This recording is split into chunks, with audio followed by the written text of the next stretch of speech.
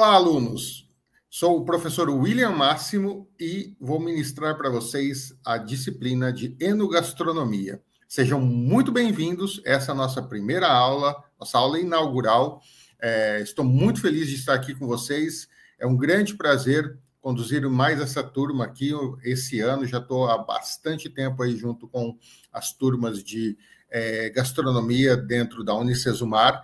A minha formação é especificamente dentro de, primeiro, chefe de cozinha internacional, do qual eu trabalhei há alguns anos, no Hotel Escola Senac, e depois eu acabei fazendo curso de sommelier na mesma instituição e segui carreira dentro da área dos vinhos, né? Então já tenho um conhecimento aí, tive um bom conhecimento e uma boa experiência dentro da gastronomia mesmo, nas cozinhas, na prática, na parte teórica, o que hoje eu digo que me ajuda muito na parte de harmonização, né? Na parte de enogastronomia, de compatibilizar pratos com os vinhos. E depois as minhas formações continuaram dentro da área de vinhos, através do curso de sommelier, como eu já citei, e também de uma especialização, né, através de 3 módulos, no qual, no terceiro módulo, eu adquiri a titulação de especialista em vinhos por uma escola inglesa de reconhecimento internacional chamada Wine Spirit Education Trust. Então, já estou aí na área há bastante tempo, trabalho com consultoria de vinhos para empresas. Olha, já fica a dica, quem quiser, quem for seguir na área, existem várias vertentes, né? Você pode ser sommelier, você pode ser consultor técnico de vinhos, você pode trabalhar em lojas, você pode abrir a sua própria loja de vinho, você pode ministrar palestras, cursos, ser professor também, como eu aqui, que é um prazer, é uma felicidade dar aula para vocês. Então, existe uma gama muito grande. E claro que dentro do curso aí de gastronomia, que é a formação principal de vocês também têm esse leque para utilizar dentro da prática do dia a dia de vocês, quando forem fazer um evento, quando estiverem trabalhando em restaurantes, enfim, várias situações. Vou trazer um exemplo que eu acho que é muito importante, um exemplo prático para a gente entender, né? Estou falando isso antes de a gente começar a nossa aula, para vocês se situarem um pouco mais dentro do que esse universo oferece, né? Eu presto consultoria para uma grande empresa distribuidora de vinhos no estado do Paraná e Santa Catarina, e eu fui negociar uma carta de vinhos, para montar uma carta de vinhos para um empreendimento novo na cidade de Curitiba, e quem me recebeu e quem me conduziu ali nas necessidades daquele restaurante, daquele estabelecimento, foi o chefe de cozinha, exatamente. Ele, chefe de cozinha, né, que é a formação de vocês aí dentro, que é ser, trabalhar nas cozinhas, ele me recebeu e estou fazendo toda a negociação dos vinhos com ele. Então, vejam, ele já tem, percebi, um grande conhecimento por vinho, e o que facilita o processo para quem está na área. Então, ele juntou as duas coisas, a habilidade e a teoria da cozinha e o conhecimento teórico também e prático dos vinhos, né? Trouxe esse exemplo para mostrar para vocês um pouco do mercado de trabalho, o quanto ele é vasto e o quantas possibilidades nós temos aí, certo? Bom, e agora, obviamente, nós vamos entrar falando do nosso curso, né? Falando já da nossa primeira aula e entender um pouco mais dessa temática que são os vinhos, né? Do que os vinhos oferecem, do que os vinhos podem nos apresentar, tanto na parte profissional, como eu já citei, claro, na parte da gastronomia, na parte do prazer de consumir essa bebida, porque não é uma bebida alcoólica simplesmente, ok? É uma bebida que tem uma conotação histórica, geográfica, exatamente todos esses elementos estão contidos dentro do vinho, né? Eu falo que a nossa garrafa de vinho é um registro de um ano, de um determinado local, de uma região, de um tipo de clima, aquele tipo de solo que está ali, que influencia diretamente. Então, todos esses elementos vão trazer o quê? Características muito distintas para os nossos vinhos. E o grande detalhe, cada vinho nosso, nós vamos encontrar ali uma diferença muito interessante de aroma, de sabor, então não tem vinho igual, não tem repetição, não tem mesmice, é sempre uma grande novidade. Pode ser uma novidade para uma boa degustação, para uma ótima experiência, como também o vinho pode ser uma novidade negativa, tá? Isso pode acontecer. Existem vinhos de todos os tipos, de todas as qualidades do mundo. Então, a experimentação é o que vai nos dar mais bagagem junto com esse alicerce teórico que nós começamos agora.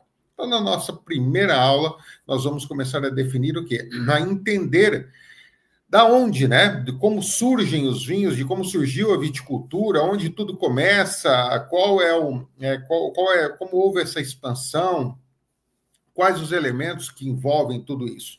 Bom, então a gente tem ali, né, onde teria surgido o vinho, onde a gente tem a ideia de começou realmente a produção, da onde o homem começou a desenvolver a cultura, né, da produção do vinho. Claro que a gente sabe que, geralmente, na maioria das vezes, as coisas surgem acidentalmente. O vinho também não deixa de ser um experimento, né, que aconteceu meio que por acaso, assim também como tem a história da cerveja e de muitas outras bebidas, de muitas outras comidas, até comidas que nós consumimos, mas a gente vai pensar em pelo menos quase 10 mil anos de quando o homem vem fazendo vinho, vem o que a gente diz domesticar a uva, né? A uva, na verdade, a gente tem informações hoje históricas mais recentes de que ela foi domesticada mesmo ali na região do Levante, que é aquela região ali no Oriente Médio, até onde está tendo guerras também, temos ali a Palestina, o Líbano, Israel, Cisjordânia. Então, ali naquela faixa de terra, onde a uva, que a gente chama de região do Levante, há 11.500 anos atrás, a uva também, como alguns outros cereais, já foram domesticados. Domesticados no sentido de dizer domesticados, no sentido de serem plantados, de serem conduzidos em sistema de plantação e, posteriormente, de colheita, né? Ter um controle sobre o crescimento e sobre a extração desses alimentos. Bom, mas as principais informações que nós temos sobre o desenvolvimento mesmo do vinho, da produção de vinho, começa ali há mais ou menos 10 mil anos, 1.500 anos depois, e a gente pensa ali na região do Cáucaso. Onde fica a região do Cáucaso, alunos? Bom, a região do Cáucaso está situada, depois vocês pegarem ali, entrarem na internet, acessarem aí as plataformas de pesquisa, vocês vão encontrar a região do Cáucaso. Tá onde hoje nós chamamos de Geórgia. Olha, não vão confundir, não tem nada a ver com a Geórgia dos Estados Unidos, tá? O Estado americano. Aqui, Geórgia, país que está a gente fala que está na Euroásia, na divisa da Europa com a Ásia. Fica ali entre o Mar Negro e o Mar Cáspio, está muito próximo da Ucrânia, também, infelizmente, é outra região que está ali em guerra já há alguns anos, mas está bem próximo ali para vocês se situarem dessa região. Trago essa informação porque a gente está vendo a todo momento aí, né, na internet, nos telejornais, informações, infelizmente, sobre a guerra, mas que se encontra nessa região. Então, a região da Geórgia é onde começa a produção de vinhos e é onde eles começam a fazer os vinhos que a gente chama vinhos em ânfora. E o mais engraçado, o sistema de produção que eles faziam lá há quase 10 mil anos e depois persistiu e foi passado através das gerações, muitos ainda produzem dessa mesma maneira, tá? Claro que vinhos às vezes mais para o consumo interno ali, para o consumo dentro do país, mas são produzidos dessa forma. E alguns produtores mundiais recentemente começaram a investir em fazer vinhos semelhantes aos que os georgianos já faziam e fazem lá nessa região. Olha que interessante. Se vocês buscarem, existe uma tendência hoje do chamado vinho laranja, né? O que é o vinho laranja? Vinho laranja, os americanos que deram esse nome, que é o Orange Wine, que é um vinho inspirado, feito no mesmo molde que os georgianos fazem lá na região da Geórgia, nessa parte do Cáucaso, e que é o que eles trouxeram de conhecimentos ancestrais. Os italianos também fazem esse vinho, só que eles não gostam de chamar de laranja, eles chamam de vinho âmbar, porque a cor dele é uma cor realmente âmbar, né? de um dourado muito mais intenso que o dourado, já meio avermelhado, coloração âmbar definida corretamente. Mas vários produtores mundiais fazem. E como que é esse vinho? Esse vinho são feitos em ânforas de barro, são grandes ânforas de barro, chamado quivevres. Esses quivevres são enterrados, se colocam todos os cachos de uva, vários cachos de uva lá dentro, até passar da metade, fecha-se tava-se a tampa, deixa um cânulo ali para vazar o quê? Para que tenha um respiro de oxigênio? Não, alunos, para que tenha um respiro, a eliminação do gás carbônico que vai se formando dentro ali conforme vai ocorrendo a fermentação, tá? A transformação, a fermentação alcoólica.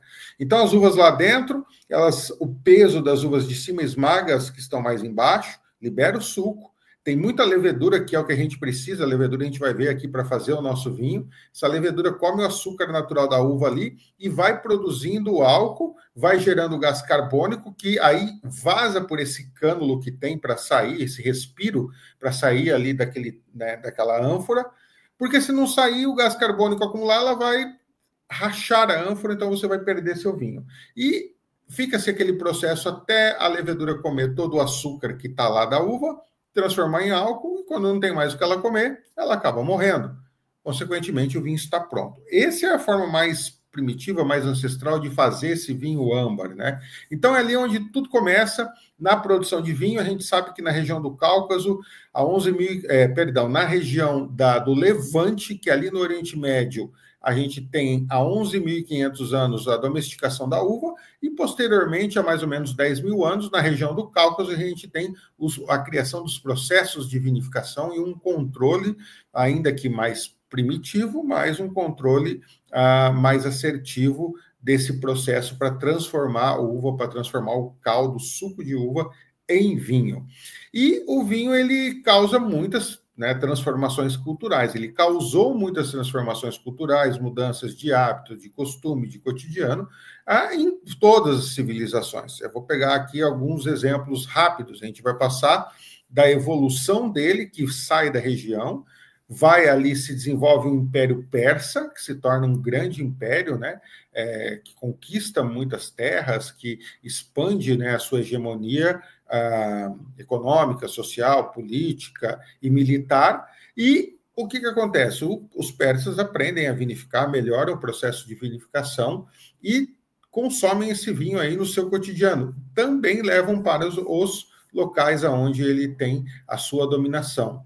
Declina o Império Persa dentro da história, dentro da cronologia da nossa história, levanta o Império Grego, e os gregos a mesma coisa também, herdam o vinho como bebida aí, fundamental, e acabam levando para onde vão.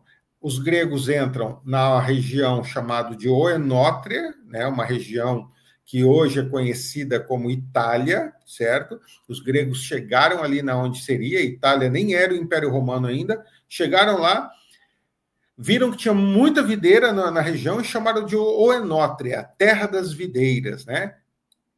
Meio que colonizaram ao estilo deles ali a região e levaram o vinho, levaram a produção, ensinaram os locais a produzir, a consumir, a plantar.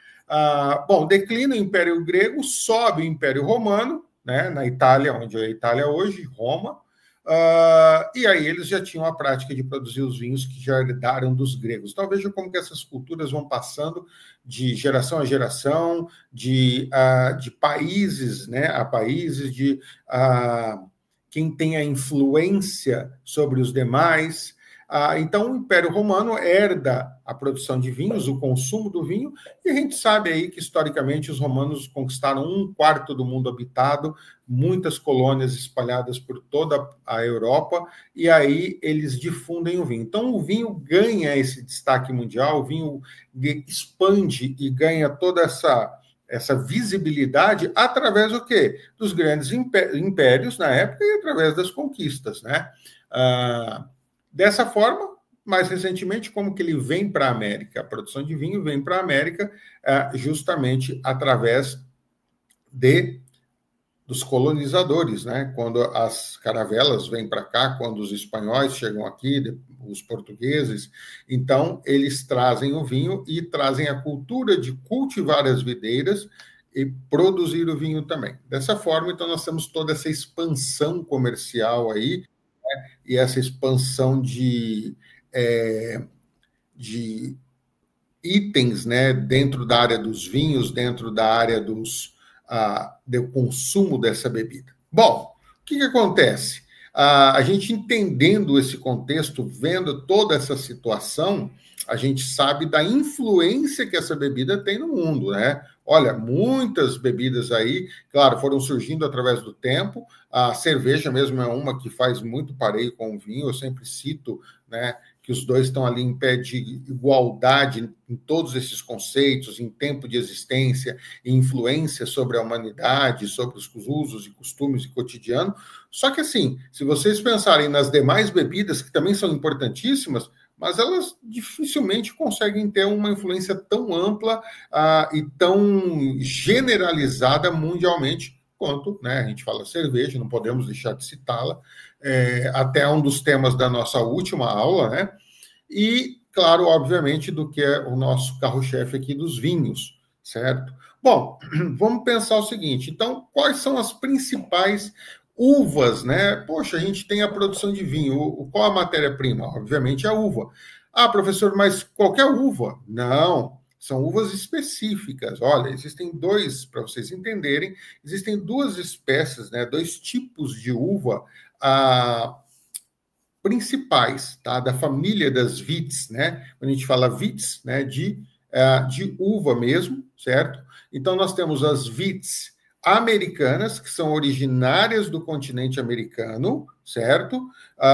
No continente americano, essas vites, elas têm o quê? Elas são, por exemplo, aquelas uvas que não conseguem produzir tanto açúcar, são doces, mas não conseguem chegar na doçura das uvas de fazer vinho. Já vamos diferenciar as duas aqui. Vites americana, originária do continente americano, ok?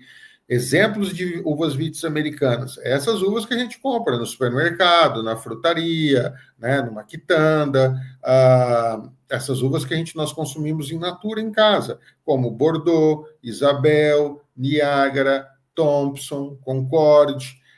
Então, tem muitas dessas. Bom, essas uvas, elas não servem para fazer vinho. Por que elas não servem?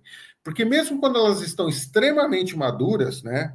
Porque elas podem ficar, quando a gente consegue comprar elas e vai consumir em casa, fala, nossa, como eu consegui um cacho de uva maduro, né? Bem maduro agora, bem doce, mesmo quando elas estão com muita doçura, elas não conseguem ainda, quando você fermenta esse açúcar, porque a base da fermentação, eu preciso do açúcar da uva para fermentar e ter o álcool, você não vai ter uma graduação alcoólica suficiente, mesmo que fermentando todo esse açúcar que está nessa uva, você não vai ter uma graduação alcoólica suficiente para dar um vinho estruturado. Exatamente isso. O vinho não vai ter estrutura, não vai ter corpo, não vai ter intensidade. Então vai ficar um vinho todo desequilibrado, flácido, desmontado. Na boca isso fica horrível. Qual a uva, então, que serve para fazer vinho? Bom, as uvas que servem para fazer vinho são da família da Vitis, vejam, mesma família, Vitis, só que Vitis vinífera. A Vitis vinífera é essa uva que surge lá no Oriente Médio, lá na região do Cáucaso, né, na Euroásia. Essas uvas, sim, são as uvas que podem dar vinho, que podem fazer vinho para a gente com qualidade. Por quê?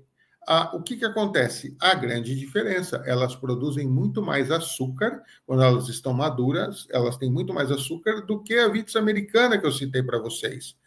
Consequentemente, quando eu fermentar ela, né, a levedura, o micro-organismo ali, que a gente coloca um pouquinho de levedura, que já tem levedura na casca da uva também, quando a levedura entra em contato com aquele caldo, né, quando você espreme a uva para fazer vinho, e aí já vamos entender que esse nome para isso é mosto, tá? Quando eu espremo a uva, porque eu só coloco no tanque para fazer vinho uva, ok? Somente uva. Não coloco água, Uva e anidrido sulfuroso, que é um agente químico chamado SO2, que tem que entrar em todo o processo de vinificação para ajudar a conservar o vinho. Mas para o tanque só vai uva. Uva amassada. Então, lá dentro tem semente inteira, que eu não posso romper a semente, porque se eu quebrar a semente amarga o meu vinho, então eu deixo a semente inteira dentro da fermentação. Não vai trazer nenhum elemento característico, nem de aroma, nem de sabor, nem de cor, mas tem que ficar inteira. Se eu romper, vai soltar um óleo amargo que vai estragar meu vinho. Lá dentro eu tenho semente, eu tenho a polpa da uva e eu tenho a casca da uva macerada. Esse conjunto de elementos nós chamamos de mosto. Sempre quando eu falar mosto, vocês já sabem que é isso. Bom, o que acontece? Na vitis vinífera, quando a levedura entra em contato com esse mosto, onde está o açúcar, ela come o açúcar, igual ao processo de fermentação alcoólica normal, produz álcool. Como na vitis vinífera tem muito mais açúcar do que na americana, ela vai produzir mais álcool, suficiente para deixar o meu vinho equilibrado, deixar o meu vinho com estrutura, palatável e agradável na boca. Tá? O que é essa quantidade mínima aí? Vamos pensar a partir aí de 10 volumes de álcool natural obtido da própria fermentação da uva. Professor, você falou que as uvas vitis americanas, que não servem para fazer vinho, que não são boas para fazer vinho, você falou que são Concorde, Bordeaux, Isabel, Niágara, Thompson, essa que nós chamamos de Itália, que a gente consome bastante, né? São essas uvas de comer, né? De consumir, de comprar para consumir in natura. E você falou da vitis vinífera. E quais são as vitis viníferas? Bom, já tem duas aqui no nosso slide, né? Vitis viníferas, por exemplo, são todas aquelas que nós encontramos nas garrafas de vinho, ou que estão nas prateleiras dos mercados, ou que estão nas lojas de vinho, ou nos locais de atendimento especializado. Então, Chardonnay, aqui, que está aqui no nosso slide, é uma vitis vinífera. Sauvignon Blanc é uma vitis vinífera. Tem Malbec, aí que a gente falou das brancas. Tem as tintas como Malbec, como Cabernet Sauvignon, como Tannat, como Merlot, como Syrah, Carmener, Pinot Noir. Vejam, algum desses nomes vocês já ouviram ou já consumiram vinhos dessas uvas. Ok. Então, essas são as uvas vitis viníferas, originárias ali daquela região do Oriente Médio e da Euroásia. E, consequentemente, elas foram trazidas para cá, para o nosso continente, cultivadas aqui e hoje estão instaladas em todos os lugares. Vejam, a Malbec, né, que é uma muito conhecida no nosso continente, ela é uma vitis vinífera de origem lá da Euroásia. Porém, aonde ela ganhou muito destaque? Na Argentina. Os grandes vinhos de Malbec não são feitos lá na Europa. Tem, na França, por exemplo, produção de Malbec. São razoáveis. Olha só, na França, Malbec é razoável. Quando vem para a Argentina, são fantásticos. Foram trazidas para cá. E por que o da Argentina é melhor do que o da França? É uma pergunta que provavelmente vocês estão se fazendo. Por causa do clima e do tipo de solo onde ela se encontra, na Argentina é favorável para ela. Claro que a França é o grande produtor de vinho mundial, é o país que faz os melhores vinhos, ainda faz os melhores vinhos do mundo, eu diria junto com a Itália, mas aqui a Malbec, que está na França, aqui na América, na Argentina, ela produz resultados muito melhores por causa de clima, por causa de solo e alguns desses elementos. Então, estão vendo como que tudo isso envolve o nosso processo. E a gente passa a entender, então, a diferença entre esses dois tipos de uvas, né? Então, vou falar das principais aqui, vou falar das principais brancas e tintas. Vou citar duas aqui das mais destacadas de cada um desses grupos que produzem grandes vinhos. Quando a gente pensar em uvas brancas, duas que geralmente nós encontramos muito no mercado, no comércio de vinhos, né, que estão nas garrafas de vinhos, são Chardonnay e Sauvignon Blanc. Então, vamos entender um pouco a diferença entre essas duas castas.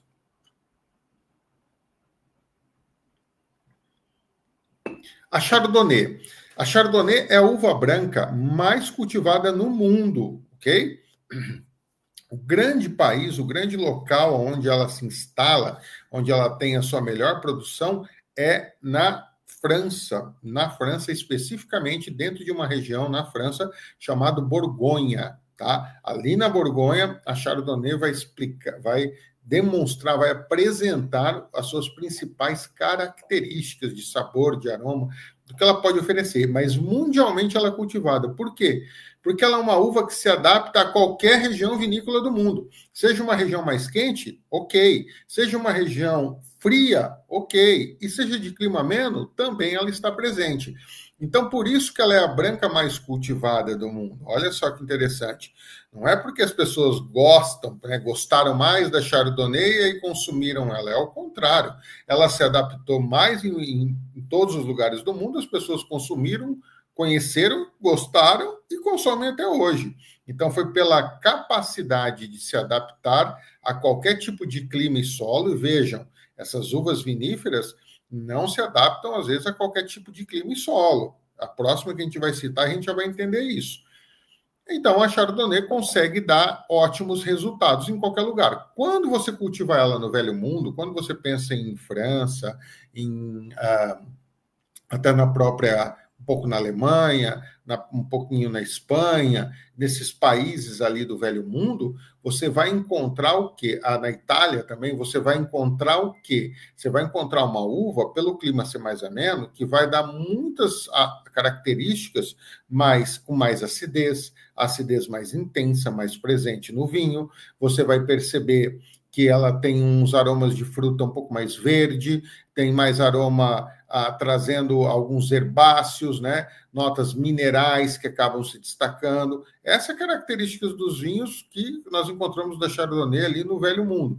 E quando a gente pensa no Novo Mundo? Bom, geralmente a gente está pensando em regiões mais quentes. Vamos pensar no Novo Mundo, o quê? De vinho, né? Os países do Novo Mundo para prática que são mais corriqueiros na prática de produção de uvas para fazer vinho. A gente está pensando em Chile, na Argentina, no Uruguai, no Brasil, no Rio Grande do Sul, principalmente. Nós estamos pensando na África do Sul e também na Oceania, né? Que é Austrália e Nova Zelândia. Quando a gente vem para regiões mais quentes, a Chardonnay vai ter outras percepções. Quando você for tomar o vinho de Chardonnay dessas regiões, devido ao clima mais quente, você vai ter mais aroma de fruta tropical. Olha que interessante, já mudou. Tem acidez? Tem. Já não é tão intensa igual a acidez que aparece nos vinhos de Chardonnay do Velho Mundo. Você vai ter uma acidez mais contida um pouco e vai ter muito aroma de fruta tropical, como banana, lixia, manga, abacaxi, né? Então, esses aromas, vejam, não se coloca nenhuma dessas frutas no vinho. Elas são aromas que aparecem no vinho, sabores que aparecem no vinho, que nos remetem a aromas que nós já conhecemos. Memória olfativa. Então, a gente associa a essas frutas, mas não tem nada disso. Volto a repetir, para fazer vinho, só vai uva, ok? Tanto que a definição técnica para a palavra vinho é mosto, que nós já falamos, o que é mosto, que é a uva macerada, espremida, é mosto de uva fermentado. Ponto. Podem olhar atrás das garrafas de vinho fino, que vocês vão ver lá, mosto de uva fermentado. Bom, o que é um vinho fino? Vinho fino feito com as uvas viníferas, certo? Então, a gente entende o quê? A Chardonnay ela vai se adaptando bem. E aí ela vai trazer, na América, eu falo muito aroma de fruta tropical, porque aparece isso no nariz para a gente, devido à maturação dela, o calor. Às vezes ela produz um pouco mais de álcool, porque ela também amadurece mais. Quanto mais açúcar tem na uva, mais álcool a gente sabe que vai ser produzido. Então, vejam, vai mudando as características, mas ela é cultivada mundialmente. Ok. E aí, em contrapartida, nós temos o quê? Outra muito destacada dentre as brancas, que é a Sauvignon Blanc. A Sauvignon Blanc já é uma uva que não vai se adaptar bem a qualquer tipo de clima. Olha, tem uma diferença aí. A Sauvignon Blanc, ela precisa de climas mais específicos para dar bons resultados. Vejam, qual o clima que ela precisa? Ela precisa de climas mais frios, mais frescos. Climas quentes, ela não vai dar um bom resultado. vai ficar um vinho meio cozido, um vinho meio sem graça, sem acidez. A grande característica do Sauvignon Blanc é ter uma acidez mais elevada. Gente, quando eu falo em acidez, não é azedo, tá? Acidez é aquela acidez gostosa, que limpa a boca, que ajuda, que prepara ela para a gente continuar bebendo e comendo, né? Principalmente quando você vai pensar em harmonização, a acidez no vinho ajuda bastante a quebrar a gordura, a untuosidade dos pratos, seja essa untuosidade de uma gordura animal ou de uma gordura vegetal, por exemplo, certo? Então, ela ajuda a limpar a acidez. Bom, então a Sauvignon Blanc, ela tem acidez mais elevada, é a característica dela. Quando você planta ela num clima muito quente, ela tende a não dar vinhos com grande expressão. Nos climas mais frios, ela vai muito bem. Então, por isso que você não consegue cultivá-la em todas as partes do mundo. Você pode cultivar, mas você não obterá bons resultados. Ok. Da onde é o grande país de destaque do Sauvignon Blanc? Bom, a gente volta para a França. Estão vendo como que a França é importante na história dos vinhos. Na França, a gente encontra a melhor Sauvignon Blanc, o melhor local para Sauvignon Blanc, que fica no Vale do Loire, lá mais para o norte da França, numa região chamada Puy-Fumé, né? Puy-Fumé e Sancerre. São duas regiões análogas que estão juntas ali, bem próximas, no Vale do Loire. O Vale do Loire tem esse nome porque é cortado por um rio chamado Loire, certo? E aí, de um lado, de uma margem do rio, da margem do outro, está lá Puy-Fumé e Sancerre, duas regiões vinícolas produtoras das melhores Sauvignon Blancs do mundo. Só lá? Não. A Sauvignon Blanc, ela vai se dar bem também. Aonde? No Chile e aqui no Brasil. Olha, no Brasil, dando bons resultados. Mas peraí, professor, Chile e Brasil é muito mais quente do que o Vale do Loire lá na França. Sim, só que existem as regiões específicas, aí que está o grande detalhe. Quando a gente pensar em Sauvignon Blanc no Chile, não é em qualquer local do Chile, não é em todo o país vinícola Chile, é numa região mais específica chamada Vale de Casablanca, aonde ela vai conseguir, onde vai ser bem mais frio, tem uma entrada de ar frio ali diária, que derruba a temperatura, geralmente tem névoa de manhã, à tarde levemente ensolarado, né? Então ali ela vai ter um clima propício. Vejam, o clima daquela região de Casablanca, no Chile, é específico para Sauvignon Blanc. Tem de outras regiões? Tem. Vão ser bons igual? Não.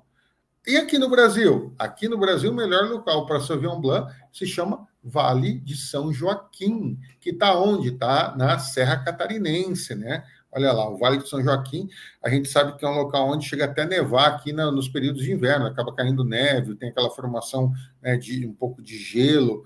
Esse ano a gente já teve incidência ali de presença, né, de neve, de muito frio. Então, aquela região ali é extremamente benéfica para a produção de Sauvignon Blanc, certo?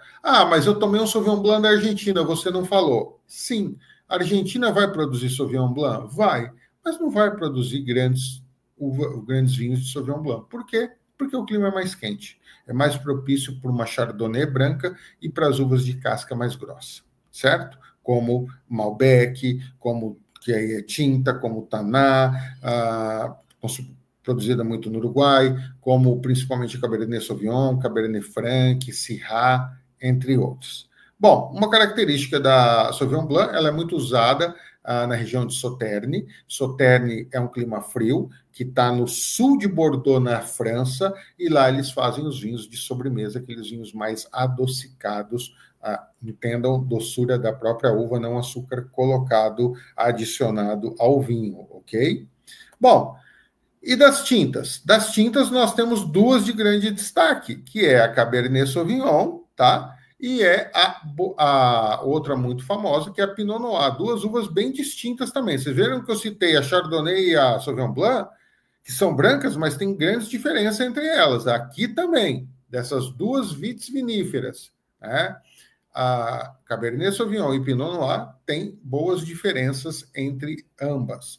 O que acontece? Cabernet Sauvignon, essa é a uva mais cultivada do mundo. Dentre todas as uvas de fazer vinho, é a mais cultivada do mundo. A gente chama a rainha das uvas.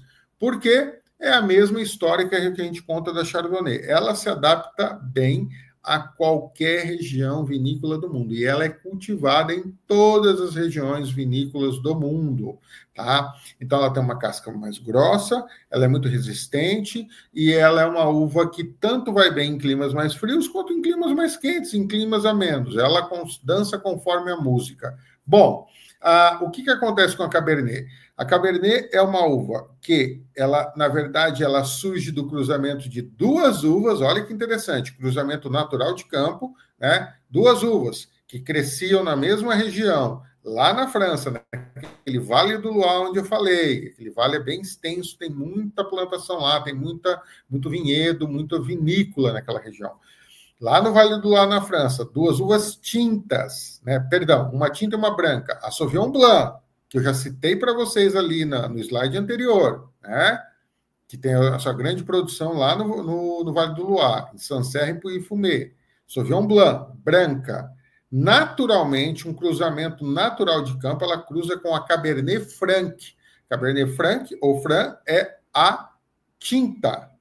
E a Sauvignon Blanc, a branca. As duas em cruzamento natural de campo, certo? Sem intervenção do homem, geram a Cabernet Sauvignon. Por isso que a Cabernet tem esse nome. Cabernet empresta o nome de Cabernet Franc, né, da tinta, e Sauvignon, de Sauvignon Blanc, da branca. Então, pai e mãe dela aí são a Cabernet Franc e a Sauvignon Blanc. Vinhos bem intensos, vinhos com bastante característica aromática e muito agradáveis em boca.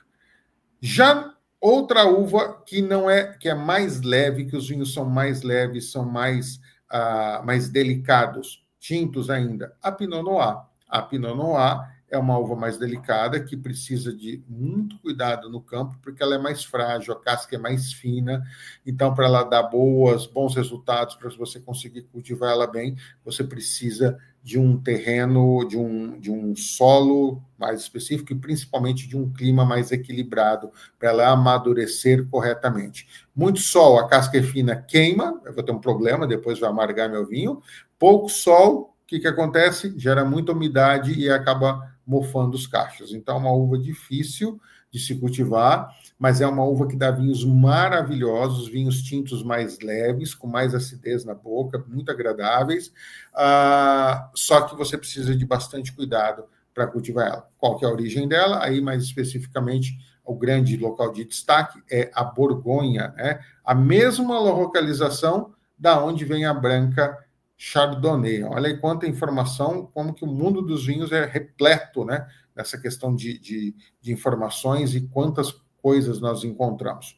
Bom, já entendemos aí a origem dos vinhos, já entendemos aí o que é uva vinífera, a vitis vinífera, o que é vitis americana, né? E falamos um pouco das principais brancas e tintas. Existem milhares e milhares que vocês vão encontrar de outros nomes, outras uvas, nas garrafas de vinho, certo? Vamos entender um pouco agora, então, da produção do vinho, né? Como que nós produzimos? Na aula que vem, a gente vai estar citando sobre a produção do vinho branco, tá? E do vinho espumante, vocês vão ver bastante detalhes também, mas aqui para a gente começar a entender como que é o processo de produção, né? Todas passam pela fermentação. O que é comum de todo vinho? Fermentação alcoólica, tá ali, ó, a primeira frase ali do nosso slide, né? Produção de vinhos, fermentação alcoólica. Como se dá? Da forma que eu basicamente já expliquei para vocês agora. Ali tem, na própria casca da uva, aquela parte esbranquiçada da uva, a gente chama de pruína. Ali é como se fosse uma cola, né, uma cera natural, onde a levedura do meio ambiente vem, pousa ali e fica presa, certo? Quando você rompe a uva, ela começa a fermentar e ela começa a entrar em contato com o mosto, que a gente já sabe o que é, e a produzir o quê? A produzir o álcool. Bom, a levedura, micro-organismo, come o açúcar ali que está no mosto, que é o açúcar da uva, gera gás carbônico que eu deixo embora e produz álcool. O álcool vai ficar retido no líquido, vai transformar o meu mosto, que é não alcoólico, a partir daí é um mosto alcoólico. E esse mosto alcoólico vai ter o quê? Vai se transformar em vinho. Então, é a conversão do açúcar em álcool. Olha que interessante. Bom, as uvas são colhidas, são levadas para vinícola, são separadas, as uvas tintas são colhidas nas primeiras horas da manhã, tá? A gente vai ver na próxima aula que as brancas têm que ser mais cedo um pouco para conservar a acidez, mas a tinta tem a casca mais grossa, mais resistente, então pode ser no começo da manhã a colheita. Levo para a vinícola, vou fazer a separação das cascas ali, vou fazer a separação dos elementos principais, do que não tá, do que não presta, do que está mofado, se tem um inseto, se tem folha, pedaços de galho, separo tudo. Depois eu vou fazer uma prensagem, né? Vou fazer o esmagamento dessa uva, separo ela do engaço. O que é o engaço? É a parte lenhosa, né? Aquela parte que segura os bagos de uva que monta o cachinho da uva. Tira aquela parte lenhosa, deixa só os grãos, né? E aí vou espremer esses grãos, vou macerar sem quebrar a semente. Isso pode ser feito no sistema de pisapé, que é muito tradicional em alguns países da Europa, para produção de menor quantidade de vinho, porque o pé não espreme a semente, espreme a uva, mas não espreme a semente. Lembra que eu não quero que a uva solte aquele óleo amargo, né? A semente não solte aquele óleo amargo dentro do meu vinho. Então, como não tem como eu tirar a semente antes de fazer a fermentação, porque quando eu quebro a uva já inicia esse processo, eu vou deixar a semente inteira. Ou é feito por máquinas hoje que conseguem espremer a uva com umas barras que são umas barras com base de silicone que conseguem macerar a uva sem quebrar a semente. Aí nós temos a aplicação do anidrido sulfuroso nesse mosto, porque não tem como não fazer, né? Tem que se aplicar. E quando está fermentando, o que acontece? Está lá dentro de um grande tanque de inox, está todo o mosto lá fermentando.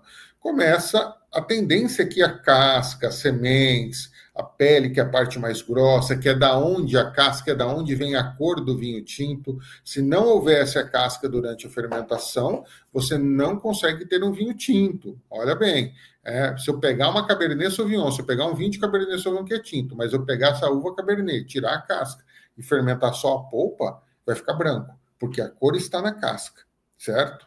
Então, quando você está fermentando ali, o que acontece? A tendência que essa parte seria fisicamente que a casca mais grossa, os pedaços de polpa mais grosso, semente, ficasse tudo no fundo do tanque. É o contrário. Eles ficam boiando. Por quê? Se eles são mais pesados do que a água, por que eles boiam? Porque o gás carbônico que se forma da fermentação fica jogando tudo isso para cima. Tá? E aí, se você conseguisse olhar dentro do tanque de fermentação, você ia ver que o líquido embaixo está clarinho, levemente turvo, né? Muito pouca cor, e a cor está concentrada em cima. O que tem que ser feito? Tem que pegar uma bomba de sucção por baixo, puxa esse líquido e joga por cima. Puxa por baixo e joga por cima, que a gente chama de remontagem, para ir misturando todo o líquido, homogeneizando durante o processo de fermentação, para que o líquido ganhe cor de forma igual, né? Não só cor, mas todos os outros elementos aí do nosso vinho. Terminou o processo de fermentação, é a hora que a levedura já comeu todo o açúcar, não tem mais o que ela comer, ela morre, certo?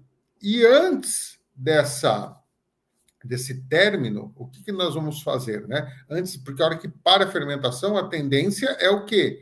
É que toda aquela parte sólida que eu fiquei misturando, tudo, a tendência é que ela vá descer, certo? Porque não tem mais fermentação, não tem mais gás carbônico, a tendência é que a parte sólida vai para o fundo do tanque. Então,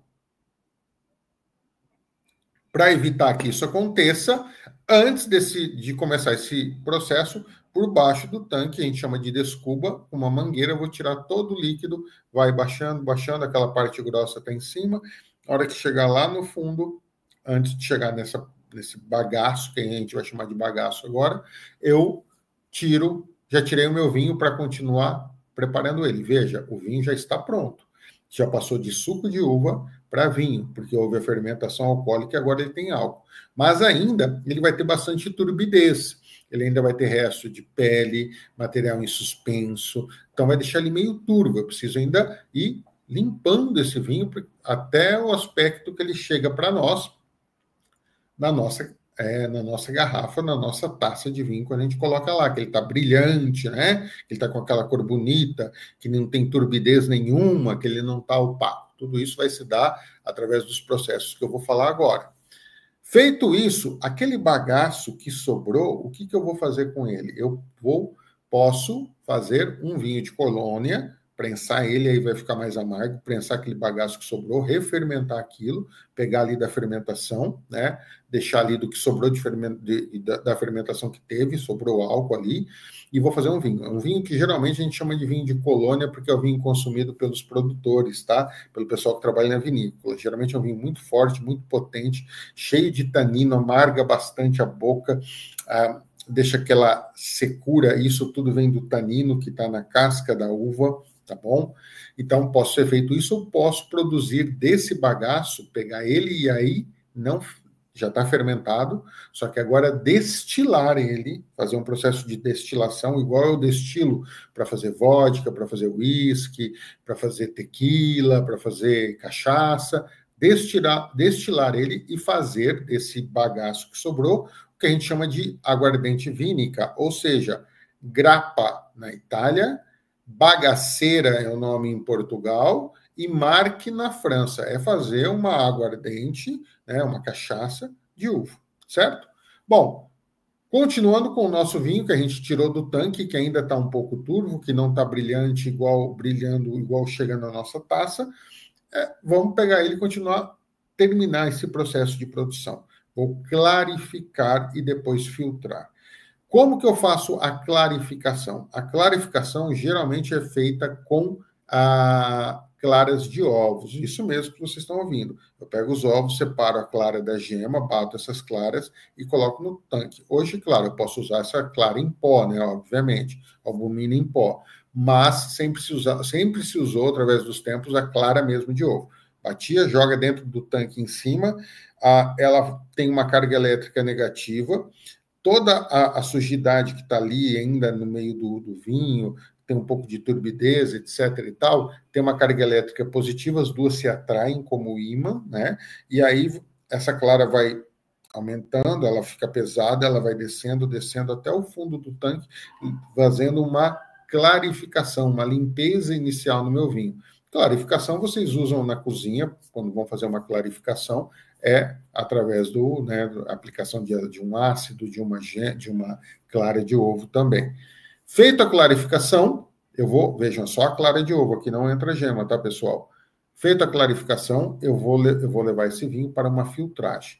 Vou passar ele por placas de celulose, né, dentro de um filtro, onde ele vai tirar o restante das sujidades, vai deixar ele com aquela cor brilhante e aquele aspecto bonito que nós encontramos na nossa taça.